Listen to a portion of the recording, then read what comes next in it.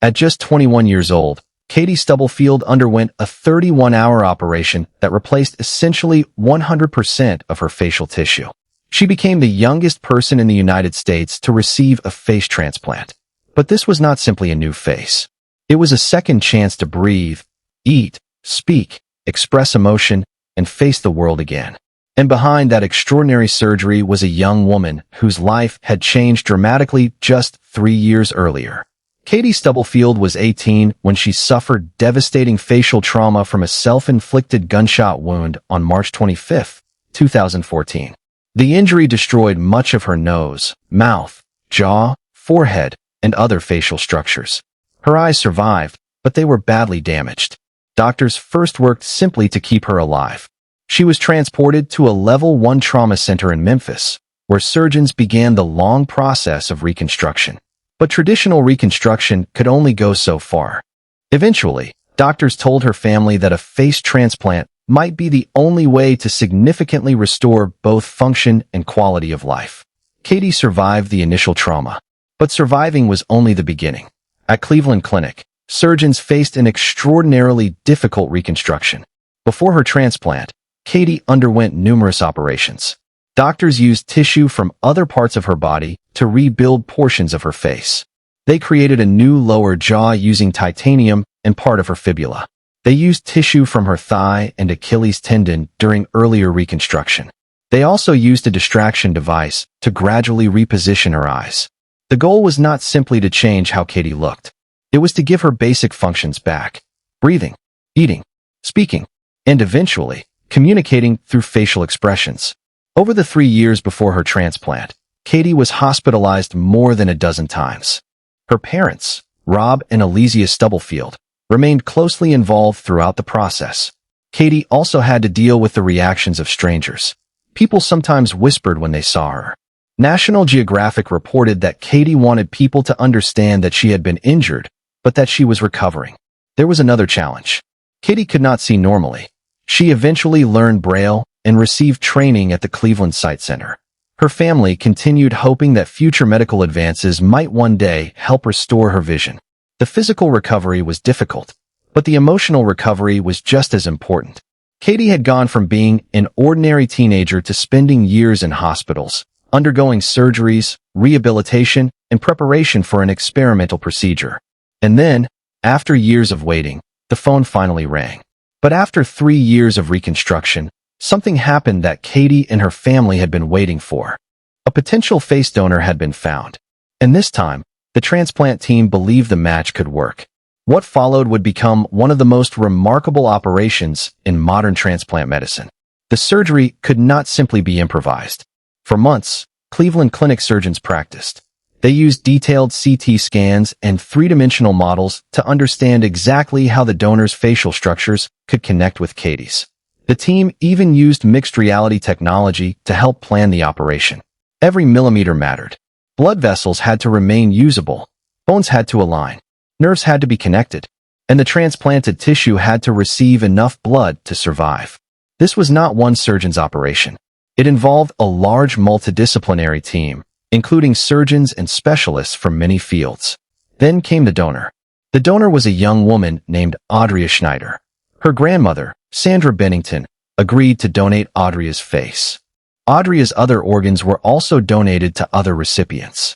Her decision, through her family, would ultimately give Katie something that years of reconstruction could not provide: a new face.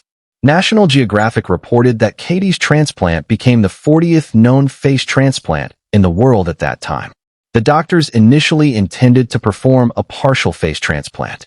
They wanted to preserve as much of Katie's own facial tissue as possible. But once the donor face was placed beside Katie's during the operation, the surgeons recognized a problem. The donor face was larger. The two faces did not fit together as originally expected. The team had to reconsider. They ultimately chose a much more extensive procedure. Instead of replacing only part of Katie's face, they proceeded with a total face transplant. That decision increased the amount of transplanted tissue. It also increased some of the medical risks. But the surgeons believed it would provide a better result for Katie. And then came the moment everything had been building toward. The operation began on the donor's side. 16 hours were spent removing the donor face. Then the surgical team moved it into the adjoining operating room. Katie was already waiting. The surgeons began connecting the transplanted face to her blood vessels, bones, nerves, muscles, and other structures. Some of the microsurgical sutures were about the size of a human hair. When the blood vessels were opened, blood began flowing through the transplanted tissue. The face turned pink.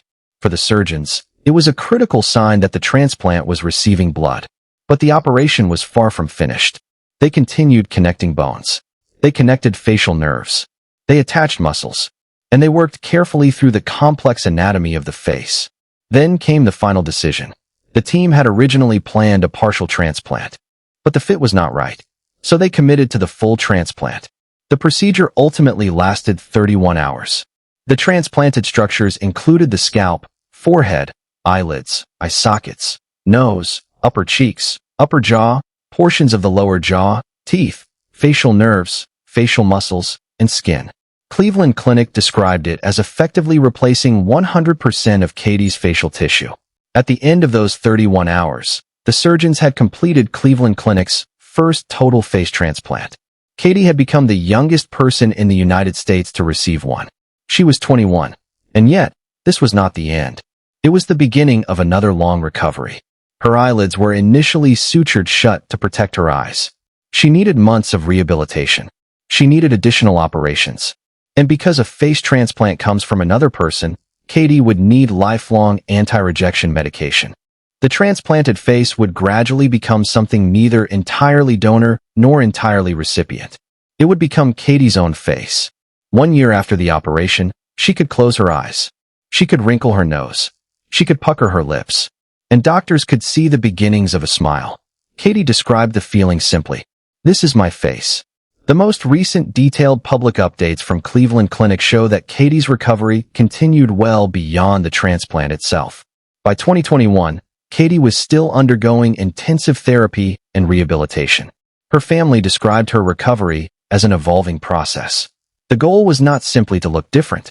It was to live more independently, to communicate more easily, to eat and speak more normally, and to move through public spaces without being defined by what had happened to her. Cleveland Clinic reported that the transplant and subsequent procedures had improved Katie's ability to breathe, chew, swallow, and express emotions. The medical team also reported no signs of transplant rejection at the 1-year follow-up described in its patient story. Katie's family continued supporting her through rehabilitation, and Katie continued looking toward a future beyond hospitals. At the time of those reports, she had expressed interest in eventually becoming a counselor or teacher. Her story had also become part of a much larger conversation about recovery, mental health, organ donation, and what reconstructive medicine might make possible in the future. Katie Stubblefield's story is not really about receiving a new face. It is about everything that had to happen before she could begin building a new life. At 18, her future changed in an instant. At 21, an extraordinary medical team gave her another possibility. And years later, the work of recovery was still continuing. Katie once told the Cleveland Clinic Ethics Committee, "I can't go backward. I have to go forward." Sometimes, moving forward does not mean returning to who you were. It means discovering who you can become. If you found Katie's story meaningful, subscribe for more real stories of extraordinary people.